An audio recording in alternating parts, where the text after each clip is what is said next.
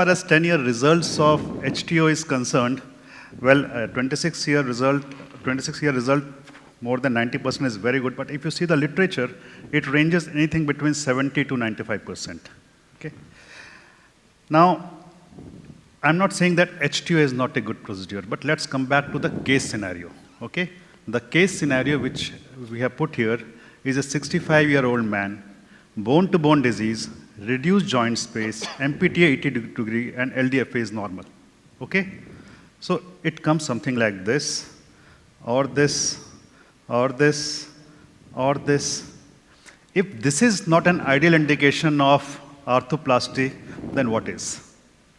65-year, bone on bone, that's an ideal indication for arthroplasty. Okay? We know, I knew that Vikram is going to quote a lot of statistics. But we all know that statistics are, they're just suggestive, okay? But they hide the vitals. What is an ideal indication of HTO? Patients up to 60 years of age, BMI less than 30, mild to moderate arthritis. Nowhere it has been mentioned for grade 3, grade 4, okay? So with better plate, better techniques, the indications of HTO has expanded. But doing it in a 65-year-old person, bone to bone, is like stretching it too much. And Roshan, what happens? किसी चीज को ज़्यादा खींचो तो टूट जाता है, फट जाता है. बनेर नहीं टूटेगा. So just because you know how to do an HTO doesn't mean that you are going to do it in every case. Now, what are the significant risk factors for failure of HTO? Well, these are there in literature. Above 65 years of age, grade 4 cartilage damage in the medial compartment, undercorrection of HKA, all these are significant risk factor for HTO. So why do you want to do a procedure which you know is going to fail in 5 to 7 years? Why do you want to go with a plan B when you have got a plan A which is going to last for the patient's lifetime? Why are you just thinking about plan B? And it's not that it's an easy surgery. Well, everyone who has done HTO knows that it's a highly technically demanding surgery. Okay? There can be intraoperative complications, and even after doing it well, I must say that the results are not so predictable. Not so predictable as you can have a result in arthroplasty.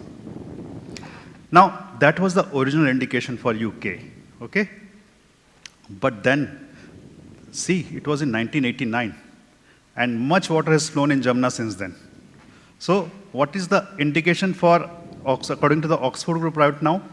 Symptomatic AMOA. That means the arthritis which is confined to anteromedial portion of medial compartment, bone on bone, intact ACL, MCL. That means your the deformity is correctable, and intact lateral compartment. Traditional contraindications like age, weight, activity levels, and state of patellofemoral compartment can be ignored. This is the UK survivorship in non-designer studies. We all know that in a designer surgeon's hand, everything works well. Okay? My competitor is going to talk about TCVO, but how many of us can do TCVO? Last no. 20 seconds. Yes. So the results of UKR are quite good. And the functional results, well, Dr. Raghuvar was talking about farming.